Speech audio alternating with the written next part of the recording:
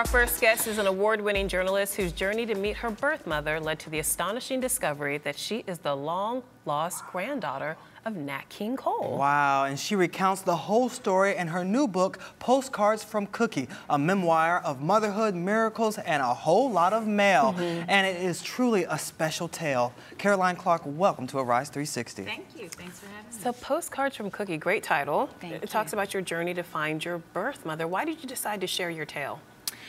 You know, it's a unique story, and a lot of people, not just if they're adopted, have question marks in their history, in their family history. And I thought, you know, hopefully my story will help people want to answer those questions, because I think even if what you find isn't happy and wonderful, it helps heal and it helps make you whole. Well, you actually began your search to get more medical information about your past, but you opened Pandora's box. I mean, what were you going through? What was going through your mind when you started to unveil the little details of your life? You know, it was a very quick process. I went in to get medical information, which was the only thing that I thought I'd be able to get. I didn't expect much.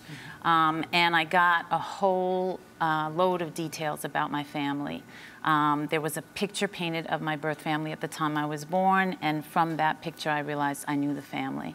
Did you grow up knowing that you were adopted? I did. Okay. So when did your parents tell you that I was you were about 8. You were about 8. Okay. And how did they feel about you wanting to find this other family? They were incredibly supportive. And you know, again, I didn't go after this other family. I went in to get medical information. I came out with a whole lot more than I went in for. So it's not as if I launched some big search for my birth family. I didn't do that. I just happened to find them. So what happens when you do open Pandora's box, like Shannon said, and all of a sudden the search that you initially thought was solely about your medical records turns into this big thing? You know, it's an incredible thing. A lot of people have said I had so much courage to call Cookie because I called her out of the blue. You know, I got her number. Turned out she was the sister of a friend of mine. I'd had friends since college. So that was why I recognized the family. I knew the family. And people have said, oh, you had so much courage to call her. I didn't have courage. You know, I feel like God hands you a key to a door that's locked. You take the next step. You stick the key in the lock, and if it opens, you're in. Okay, but usually you hear about adoptions being so closed book, you're not able to get any information, any names. So how were you able to even get a picture of this family? Well, you know, as I said, I went in to get medical information, and what was the medical information for? I have had joint pains for years. And so, you know, when you're adopted, every time you go to the doctor, the first thing they want to know is about your medical history. When you're adopted, your answer is always the same: I don't know. It becomes very frustrating. And, you know, in my case, I had just had children. I really wanted those questions answered because I wasn't sure what I could be passing on to them. So, you know, I did go into the agency where I was adopted, and the social worker did give me information about my mother's health at the time I was born, my grandparents' health, but then she painted this other picture of this family, what they were like, how many children were in the family, what their ages were, no names, no geography, just she said something like west, you know, out west. But what was created was a picture of a family with extraordinary wealth, not like run-of-the-mill, oh, you know, we're doing okay, but, you know, chauffeurs and maids and nannies, and I didn't believe it. You know, I was like, really? Black people, 1960s? You know, I really did think that my birth mother had lied. You know, she created some fantasy. And the woman assured me, no, this is really true. And when I left the agency, I walked out, I got in my car, kept thinking about the family, and it just clicked for me. I knew this family just based on that sort of bare bones description. Really? Wow. When I've spoken to a few children who were adopted over the years, and they've always said that they grow up imagining what their quote unquote real parents are like, or what their real family might be like. Did you ever do that as a child, and how did it compare to the reality? You know, I fantasized a lot. I think a lot of adopted children do. It's impossible to have that big a question in your life and not be curious about it. But I was really happy. I have a great family, and I had a great childhood. And I really felt very strongly that I was where I was meant to be, and the only way I could get there was through this woman who couldn't keep me because my mother couldn't bear children, right? So it's not like I was looking or wanted to look, but I did fantasize. And I think you always think the things anybody would fantasize, oh, they're wonderful, they're great, she's amazing, and she is. Well, your book is called Postcards from Cookie, and that's how it began, you know, going back and forth, writing letters, and then there was also a phone call. Tell us about that first phone call with your biological mother, Cookie. What happened and what was going through your mind? You know, it was the middle of the day. I was in my office. I had attempted to call a couple times and hung up. And I had decided this day she wasn't there. She lives on the West Coast. I was like, it's going to be lunchtime. She's not going to be there. And I was calling her office, the only number I had. But she answered. And I asked to speak to her, and she said speaking, and that totally threw me because that was the last thing I was expecting. But it was an amazing call. She had no idea it was coming, but she opened up completely to it. She was thrilled. But what do you that say? I called. Do you say, hi, Mom? Do you say, I had a script. Hi, it's your birth I had a daughter? script. Like, walk us through that. How does that work? I had scripted myself. Okay, so you know, like a girl in junior high school, you're going to call that boy. I had a script because I didn't know what I was going to say. So it was very basic, and really it came from my mother who raised me. When I said to her, what am I going to say? She said, it's very simple. Just say, hi, my name is Caroline Clarke. I was born on Christmas Day, Lenox Hill Hospital, New York City. I was given up for adoption. You know, just tell her. So that is almost literally what I said. I basically told her everything she would need to know very quickly.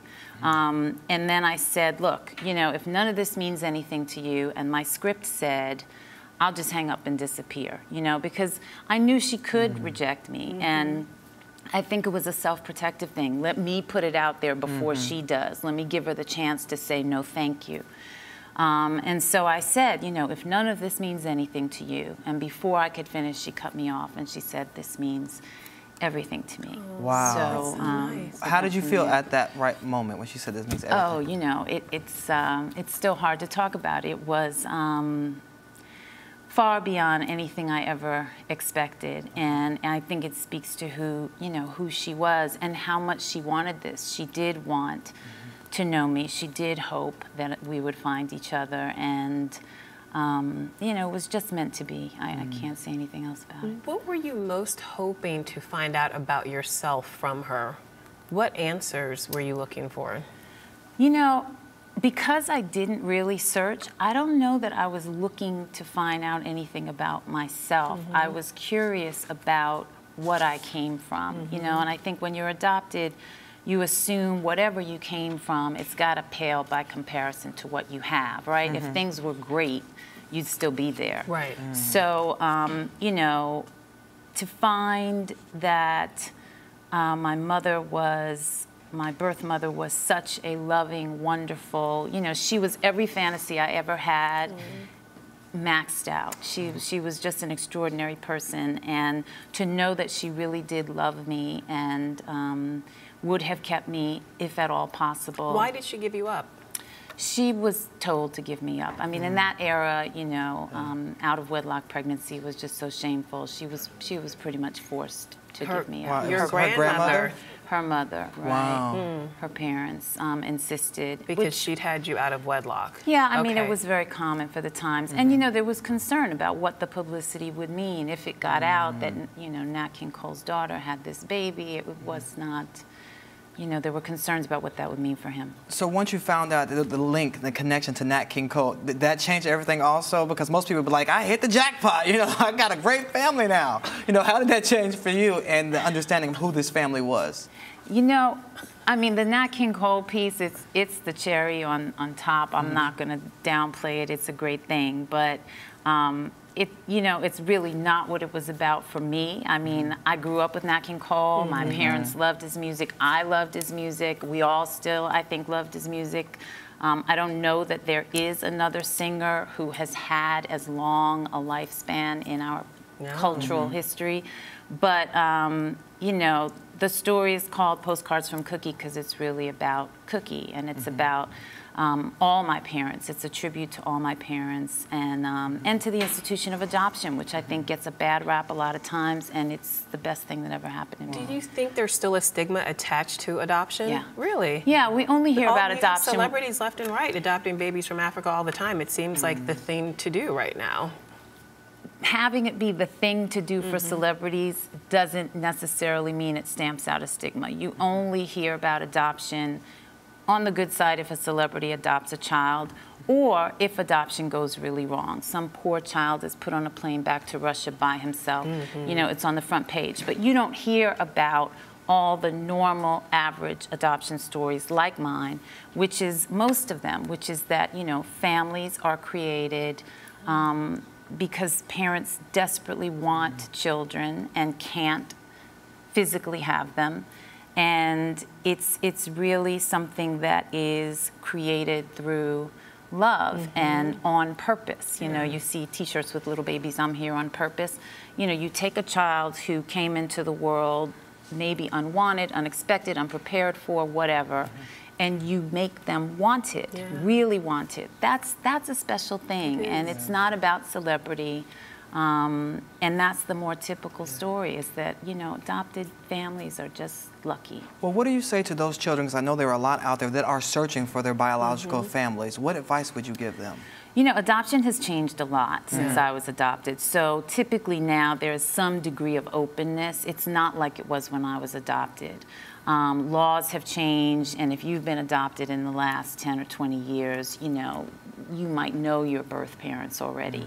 So it's just a very, very different thing. I didn't search, so I can't really give but so much advice to people from my era who want to search. I just didn't. I didn't have to do that. But, you know, we live in a technological age. So, I mean, with, you know, a decent search engine and enough time, anybody is findable. Now, I know you're also an advocate for adoption. Do you have a website or other places where people can go to get more information about adoption? You know, Spence Chapin is the agency I was adopted through. It's an amazing organization.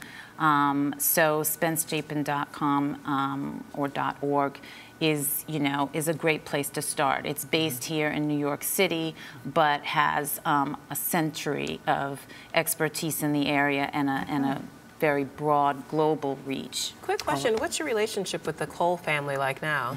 Oh, it's great. Okay. It's great. I will see them this weekend, actually. So you go to family reunions, Natalie King Cole comes, hangs out? Natalie King Cole, yes. Who all comes hang out? Natalie Cole. I mean, you know, it's a family like any other family. So when we get together, we're all together. That's fantastic. Thank you so much for being here. And Postcards from Cookie is available today out of all major bookstores. Thank you. All right, thank you so much. Thank you both. All right, you're watching Arise Entertainment 360.